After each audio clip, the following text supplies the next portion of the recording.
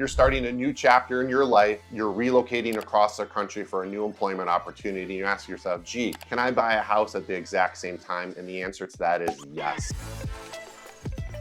Hey everybody, welcome back to the channel. My name is Alex Knaus. I'm a top-rated home loan mortgage originator. And in this video, we're going to be discussing relocating across the country with offer letters and how you can get a mortgage and have a stress-free real estate mortgage transaction. So let's just come up with a hypothetical scenario. Let's just say you currently live and work in Denver, Colorado, and you're looking to relocate to Phoenix, Arizona for a new employment opportunity. Right now, you're currently living, working in Denver, have a good job. You're interviewing with different agencies and firms in the Phoenix, Arizona market, and you get an offer letter to go ahead and start a new job out here. And you're telling yourself, gee, why don't I see if I can buy a property all at the same time? So this way I don't have to do a 30-day Airbnb or a 3 to 6 month short-term rental. I want to go ahead and purchase a property around the same time my job starts. So that way I can do this all in one swing. What do I need to know? First and foremost, it's really important you have a very good conversation with a lender who knows about relocation and new employment start dates on the loan application. If you currently live and work in Denver and you're looking to obtain a mortgage in Denver, the verification of employment piece is relatively simple. You already have a job in the area, you're buying a property in the area, really cut and dry. But if you're relocating, a lender is going to ask for your offer letter or relocation package. So when you do your pre-qualification approval, you're going to let your lender know, this is where I'm working now. I am at ABC Agency in Denver, Colorado, and I have a job opportunity in Phoenix, Arizona. Here is my offer letter award letter. Every offer letter award letter is going to be different. There could be conditions which may or may not allow you to start at a certain date. The offer letter award letter may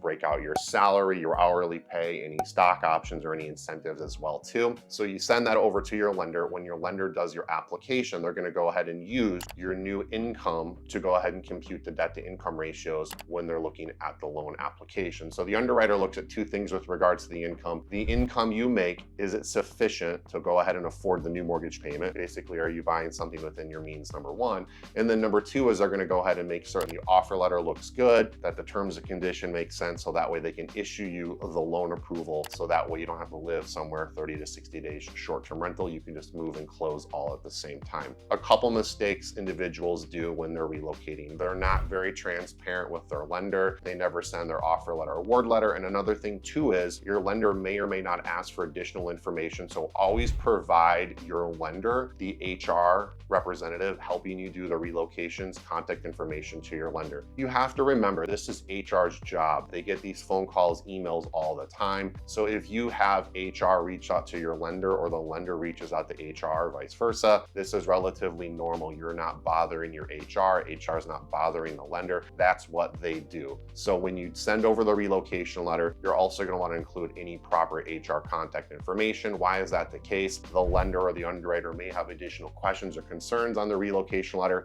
and HR can quickly go ahead and answer those. Let's talk about using what's referred to as future income. Certain loan programs allow you to close on the property first and then start your job soon after. So hypothetically speaking, you found a property, you've come under contract, it is August 15th, it's going to be your close date. You start your new job here in Phoenix, Arizona, September 1st, approximately 2 weeks after you've closed. It makes sense. You move in at your new house, you get everything situated, and then you start your new job 2 weeks later. It makes total sense, but a lot of times lenders want to go ahead and make certain that you've actually started your job or the off letter is fully executed and completely signed by you, the employee, and also the employer as well too. So the future income is doable, but you have to go ahead and make certain the lender knows exactly when your start date's going to be and what your close date's going to be. There's no magic number, but it's typically about 1 to 2 months is going to be the range. So if your job starts, let's just say December 1st and you're closing August 15th, more than likely that's not going to work. It's too long of a gap. That's another thing too with regards to using future income. It's always case by case, but generally speaking, if you have good credit, good employment history, or maybe you're in university prior or in trade school prior, that will show that you have historical data on your loan application as being employed, as going to school. So that way, when you go ahead and start this new job, everything lines up perfectly with the offer letter, award letter. So it's not that difficult. Communication is the name of the game. Go ahead and have a good conversation with your lender. Hi, I'm relocating across the country. This is going to be the job I'm going to be starting at. This is my offer letter, award letter. This is the HR contact contact information. A lender who does a lot of relocation deals, I'll put all that information in, I'll run it through the underwriting system here. And if I have any additional questions or concerns, I'll reach out to your HR and we can get everything squared away. Me personally, I've never had an issue with relocation transactions because I've done so many of them and I know exactly what's going to be needed, why I always get the offer letter and also the HR contact information ahead of time. Now, another situation is, hey, I'm gonna be relocating across the country. I am not going to change my employer. I, in theory, can go ahead and work remote. Doesn't really necessarily matter. I don't need to involve HR. Well, the answer to that is incorrect. If you're moving from Denver, Colorado to Phoenix, Arizona, and you're not changing employers and you can just work remote, all you need is an internet connection and a phone and you can do your job. In theory, you could relocate from Denver to Phoenix and do your job as normal, but will your employer allow it? So even if with your same company and you're relocating, we're still going to go ahead and need a relocation letter or HR's contact information to confirm you're able to go ahead and relocate with your same employer. Why is that the case? Well, not every company can go ahead and operate in every particular state. There could be legal issues, there could be Social Security FICA issues, there could be insurance issues or licensing issues. So even during the pandemic, everybody's moving everybody everywhere, working remote type of situation. But in terms of relocating somewhere full-time, your HR payroll needs to go ahead and verify, yes, you can relocate from Denver to Phoenix, and also it's going to have no impact in your pay or your ability for you to function with your job roles and responsibilities on a day-to-day basis. Another situation is, let's just say if you live in the DC, Virginia area where wages are relatively high and you want to go ahead and move to, let's just say, Texas or Arkansas,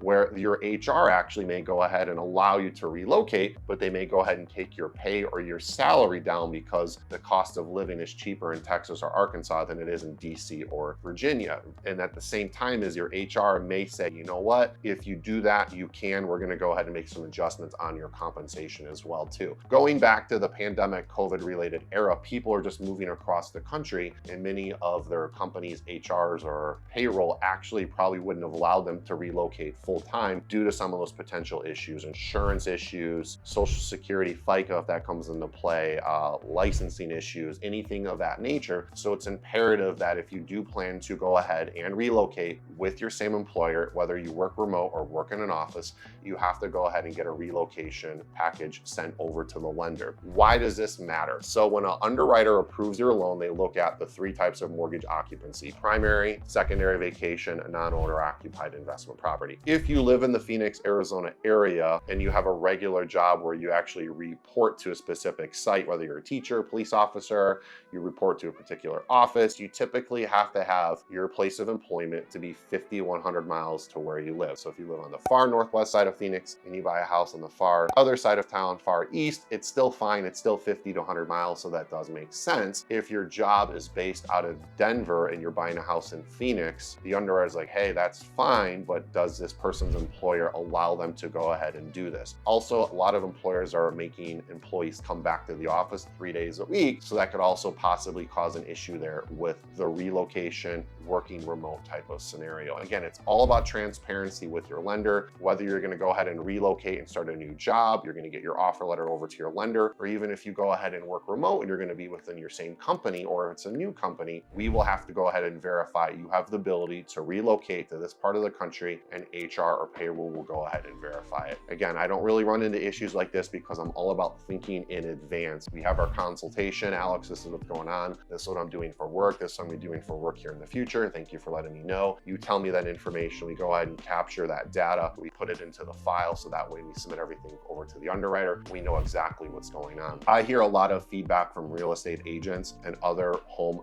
buyers who are going through the process. They have a disastrous closing when they're doing the relocation because their lender's not asking for this information, or at the same time, sometimes the customers are reluctant to provide this information, thinking that we're going to be bugging your HR payroll. Absolutely not. Trust me, I don't want to have more phone calls and conversations that are not necessary, and that's exactly what HR and payroll is there to do. Make certain you, the employee, have a great situation where you're relocating and you're a happy, satisfied employee. HR wants you happy. Me as a lender, I want you happy. And the name of the game is we all just work together and collaborate. So hopefully this video is helpful. If you wish to get pre-qualified, pre-approved, if you have any relocation specific questions, let me know. Again, one size does not fit all. So that's why I always get your information over to the lender right away. So that way they can assess your situation and help you get approved approved and have a very successful real estate mortgage transaction.